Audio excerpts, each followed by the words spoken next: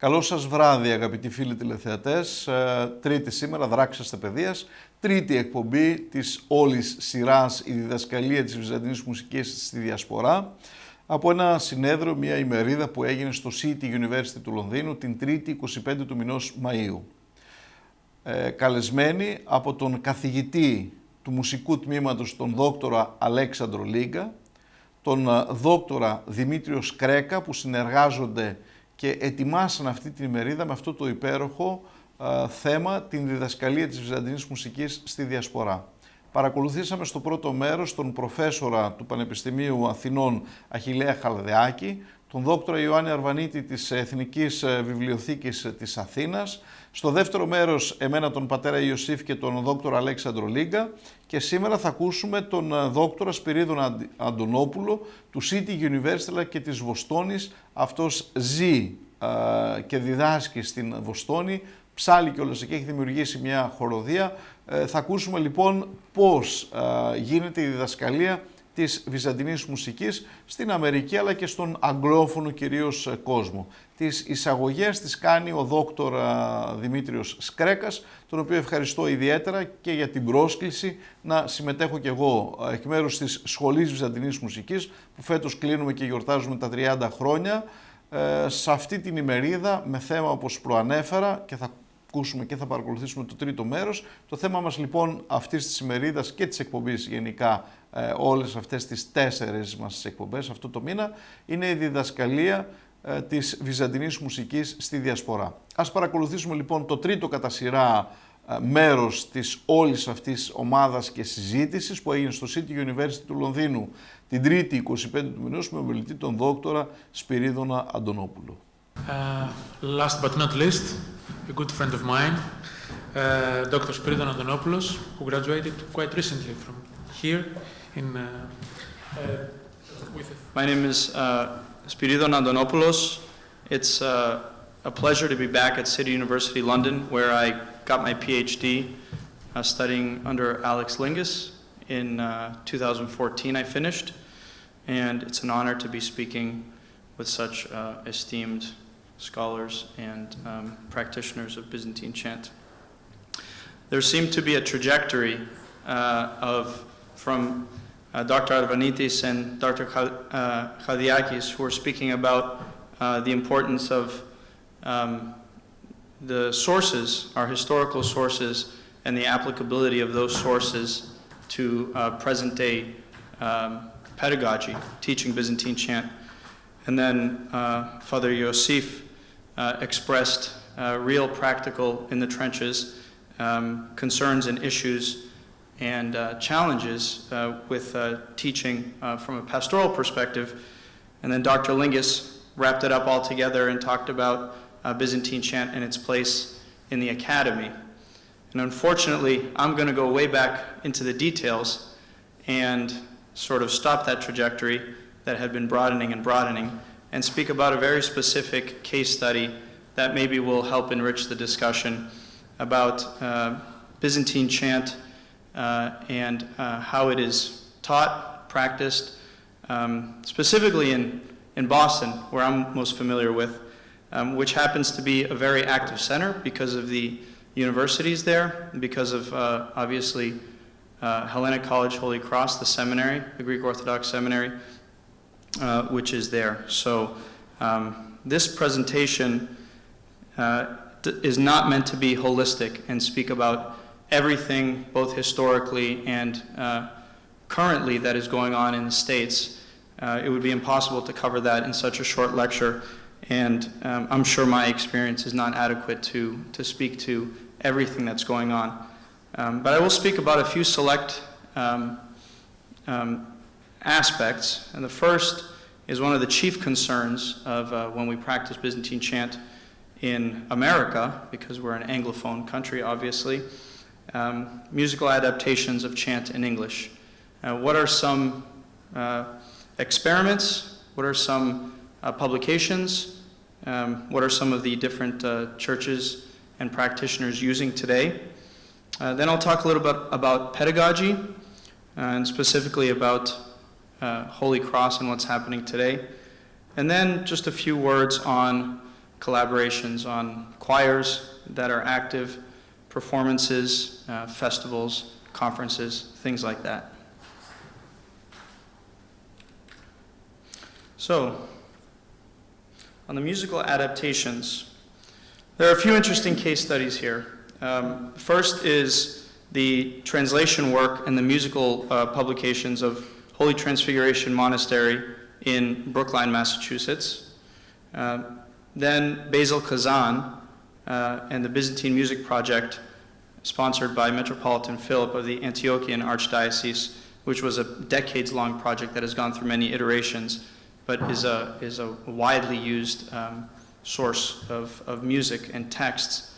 Father Seraphim, I'll touch on that briefly, whose music we'll be using tonight, has set many of the propers and ordinaries in English using his own translations. I didn't add much about Father Ephraim Lash of blessed memory.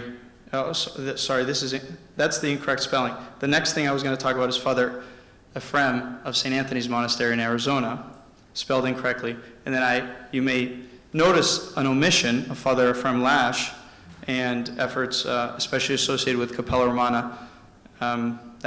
There's two reasons. One, because I think initially Dr. Lingus was going to speak about that, but I'll touch on that a little bit today. But also that his presence is not as felt as much in the States as it is in the UK. And then just touch on a few additional efforts. So the Holy Transfiguration Monastery, active in English translation since the 1960s, published versions of all of the liturgical books. And most recently, and the ones that you'll find most spread across all jurisdictions at the Analogia, are their 12-volume Menea series, which have the prosomia all metered. The canons are not metered. There are some well-known names in American Orthodox circles that were responsible for some of these translations.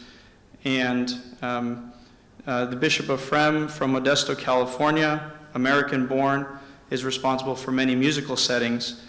He adapted a large body of repertory, but very uneven. So unlike some of the other efforts you'll see later, it wasn't, we're going to do everything from Vespers and all the 8 modes. It was selected, but still very interesting contribution. This is their Psalter, which Greek-American, Antiochian-American cantors may be familiar with, and then the 12 Menea set. You'll see the way their Menea are laid out, and this is just from this is marketing material from their website. The prosomia Panephim Martires is there on the third column, and if you tried to sing it, it would fit the meter actually quite well. The canons, as I said, are not metered, but the prosomia are, and so for many practitioners, that's considered an important and very utilitarian advance. So some of the transcriptions in their one publication, Selected Byzantine Hymns, are very interesting because this is obviously Iakovos si Isato, but the way the melody is married to the text does not follow the original. And this actually characterizes a very classic approach of many of the early adapters of English, of chant into English, where they tried to preserve the Greek melody and didn't really take as much concern for the way that the text was supposed to be married to the melodic theses. So obviously, if you look at the third stave, the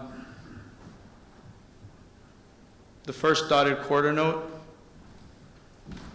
right here, according to the theses, in the first mode, in play the first mode, there should be an accented syllable there on sarx, and this is not met in this transcription.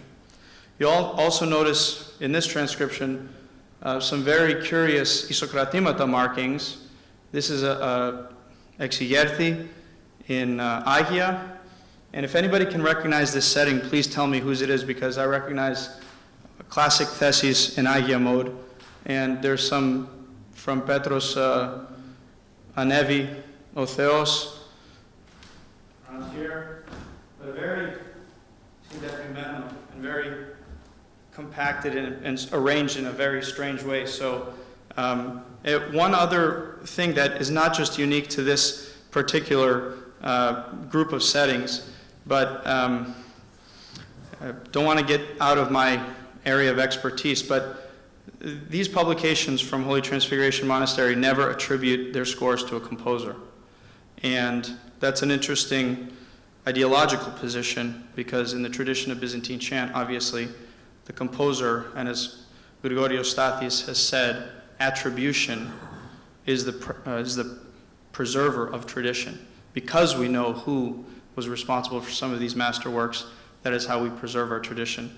And it seems to me to be a very American position to say, you know, attribution is not important. This music comes from heaven like manna. You know, there were no human intermediaries. And this is not unique to these settings, but it's sort of an American phenomenon that I've observed. Kazan settings, some brief notes. Basil Kazan was born in Lebanon, studied at seminaries in Damascus and Athens before emigrating to the US in 1957. The Byzantine project started in the 1960s, I believe, and resulted in many iterations of publications for Vespers, Matins, Holy Week, Triodion. It was obviously very pastorally focused. They wanted people in the parishes to have musical material that they could work with in English and with notation. And the most recent versions, Orthros and Vespers, were published and digitized, so not handwritten, in the last 10 or 15 years. So here's a few settings, and as you can see just from reading briefly Otekatilthes, aside from the translations, which mostly were from Father Seraphim Nasser, I believe, the meter is almost invariably binary, and so it creates some very awkward rhythms according to the way the apolitikion goes in Greek. And so, and if you look at, on the right-hand side, this is the setting of την Pangosmian Doxan, the Theotokion, the dogmatic Theotokion in first mode. And again, there are some curious theses. This, let us sing the praises of Mary, the Virgin, dawn of heaven. Very rare theses for especially an opening phrase of Doxastikon in first mode. So some idiosyncrasies, but a really important work that is widely used, especially in the Antiochian Archdiocese. Briefly, Father Seraphim Deeds is based in the southeast, so he's not Boston-based. I believe he's in North Carolina right now at the Cathedral in Charlotte. He is another example of someone who focused on preserving, in many of his transcriptions, and this is not a static thing. He has been active for a long time. So I think some of his composition style has changed. But in this setting of Lord, I Have Cried, you can see he omits in the first apostrophos after cried a syllable where there is in the original Greek. And so again, trying to preserve the melody at the expense of the text. His work seemed to be also very pastorally focused. So one of his publications was called the Anastasiomatarion Hymnal. And some of you may know that he has a project called E-Matins, and he is trying to basically automate the Typikon so that you can press a button, and based on the date of the movable and the fixed feasts, you get all your text and all your music in a PDF. So it's ambitious. I think the Orthodox calendar is one of the most challenging algorithms to solve. So I'm not sure at what point it's at right now. Father Ephraim, again, not Ephraim Lash. St. Anthony's, he, a decade or so ago, maybe a little bit more, started working on setting all the texts, especially from Vespers and Orthros, to English, using primarily Holy Transfiguration Monastery translations. And he tried to standardize formulas in this way, as you can see on the right, the 1 indicating an accent and the 0 indicating an unaccented syllable, and suggesting that if you're going to compose hymns, you need to follow these rubrics because this is the only correct way. Of course, we know that it happens to be the mortar in between all these theses that is what gives Byzantine chant its beauty and what gives composition its genius. I think we've all been in meetings where we understand everything, every word a person's saying, but they're making no sense. And so just pasting formulas together without sort of a higher level understanding of the construction of chant won't work. Nevertheless, he's been very successful, and his team, based in Arizona, at setting a number of melodies and making them available online. This is their website. As you can see, there's a drop down here. You can choose Western staff notation. You can choose Byzantine. And for first mode, you have basically all the Vespers.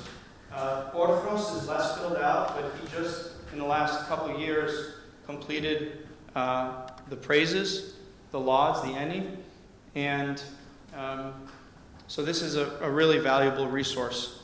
And this is just an example of, if you click on one of these PDFs, this is from the Anixandaria, the second verse. Andanelisto pneuma.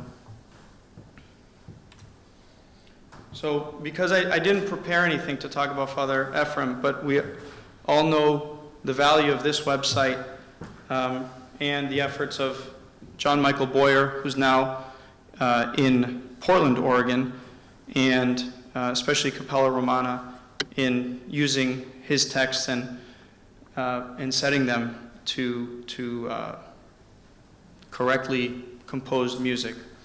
It's my hope that there's a more standardized effort going forward to set his text to music. And this is an example of a composition by John Michael Boyer, a Politikion for mid-Pentecost, set obviously to Father Ephraim's translation.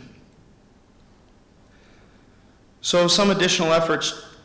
This list of names is just additional people, and Gabriel, I think, was one of the students that Yannis referred to, who, when I'm looking for something to chant, I go online and I see, or I email any of these people and see if they've done it in English. So I would say things are still fragmented. The work of St. Anthony's Monastery has done a lot to bring things into one place and really help chanters who are singing bilingual or English services in a very practical way. But there's still more work to be done, and there's still issues of, like Father Joseph said, which translation are we going to use, let alone whose composition are we going to use. We're not at the point yet where we have standard Byzantine chant books in English. So I'll try to move through the rest quickly. And just to give you a lay of the land, the Greek Archdiocese, primarily, the liturgy is primarily still sung soprano, alto, tenor, bass in choral style, sometimes with organ accompaniment. However, there's a powerful trend towards more chant in the liturgy. All the churches use Byzantine music for orthros. And this is for the Boston area, by the way, the metropolis of Boston. But even those that are still singing in mixed choirs are adding more Byzantine music to their repertoire and singing more chant. Churches may use more Byzantine music in the summer when the choir is off. And a rough estimate is that about a quarter of the churches use Byzantine chant in English. And this number is also increasing. I know at the cathedral in Boston, at Annunciation, they just hired a chanter And in particular, they hired him because of his ability to sing in English as well, and they want to add that to their cycle of services. Antiochian churches are still primarily soprano, alto, tenor, bass for the liturgy, with an uneven presence of Byzantine chant, but many excellent cantors throughout America, but unevenly represented. And then many of the Greek Old Calendar churches in Boston, New York, and Chicago maintain a full cycle of services in Byzantine chant. This is the Byzantine chant book that I learned from, Savas Savas. Savas Savas was a professor of Byzantine music at Holy Cross, and this was an important book because it was presented very simply, and he also understood that much of his audience would know Western notation, and so, as you can see, he's translating the rhythmic characters into staff notation, and he's putting Greek phonetics underneath the musical examples. Today, the scene at Hellenic College Holy Cross, the professor of Byzantine music is Dr. Gramenos Karanos, who's a student of Archon Protopsaltis Fotis Ketedzis, who was his predecessor at the school. He was also a PhD student of the musicologist Grigorios Stathis, and he finished a PhD on the Calophonico Etymologio. And then you see a list of some of the prior teachers of Byzantine music before Ketedzis. A lot is going on right now at the School of Byzantine Music. It's not a formal School of Byzantine Music, but the Byzantine Chant program at Holy Cross. For example, they offer now a Byzantine Music Certificate. This program was founded 5 years ago. The first class graduated in 2014. They've had 22 graduates thus far, and they're expecting to continue expanding this program. The curriculum, as you can see on the next page, offers 12 different levels. I won't read through them all, but you can see that there's the very basic, from Anastasiomatarion, prosomia, to some very advanced, and Menios gets enrolled in some of those more advanced classes, five to almost 10 people, some semesters. So you can see this is now a developed program starting to take shape, variety of repertoire from both classical sources, and then, for Holy Week, Theodosopoulos. This is one of the texts that is used. The Greek Archdiocese also came out with a text of Byzantine music largely modeled after Margaziotis, and John Boyer is preparing a publication, I know with the editorial help of Dr. Arvanitis, based on the Theoretikon of Constantinu. So there is some move towards publications and standardizations. And so this just talks about some other efforts outside of Boston. And so just briefly, because I know I'm running short on time, I'll talk about some of the things that happen just in the Boston area. So we have, say, Romanos the Melodist Choir, which is Menios, Karanos, Psaltikon, which is my ensemble. And then, of course, outside of Boston, there are many active choirs now, some more active than others. And some are affiliated directly with the Archdiocese, and some... Here's a performance for Ohide, where we did a whole cycle of chants for the Holy Protection, blanking on the Greek word, and Ohide, with many of the same chanters who are around today. Menios was in this choir. This is the only picture I could find from the Action Estin Foundation, but that's a very important organization and that has planned events that actually allowed me to meet Dr. Lingus. That's where we first started talking about the possibility of pursuing a PhD. And Action Estin was founded by Angelos Lampousis, who's just a lover of Byzantine chant. He's a scholar in another field. He lives in New York, and he had invited Achillea, the Greek Byzantine choir, Lykourou Angelopoulo, and they do conferences. They try to do conferences every 2 years, and sometimes they have a performance component. But this, to my knowledge, didn't really exist in the States prior to this. Many of these musicians may have known each other from things like clergy laity conference, but they wouldn't have had the opportunity to meet, especially musicians from Greece. So this was a really important effort that brought many chanters and scholars together for the first time. This is, I'm not going to play it, but this is a Christmas concert that I do every year. We have traditional music with some of the finest instrumentalists that we have in the Boston area, of Greek and non-Greek background. And then we get everybody who wants to chant a Christmas program. This is Holy Cross, the St. Romanos Choir, recording their first CD, which you can see John Michael Boyer. He's actually behind Menio, so you can't see him. He was chanting on this CD, and I produced the CD. And other well-known chanters were singing Prasem El Masih. So this is in 2014. The Boston Byzantine Music Festival, which is supported by the Mary J. Harris Center at Hellenic College, and which every year brings in important composers, speakers, and performers. For example, in 2014, Kyriakos Kalaitsidis' group En Chordes gave a concert and a few seminars on the relationship between modal music and Byzantine chant. And then even last year, a local Rebetiko band played in a concert with the Holy Cross Choir. But don't worry, that wasn't the entirety of the conference. That was just sort of a capstone. So that's happening every year. It's a 2-day conference.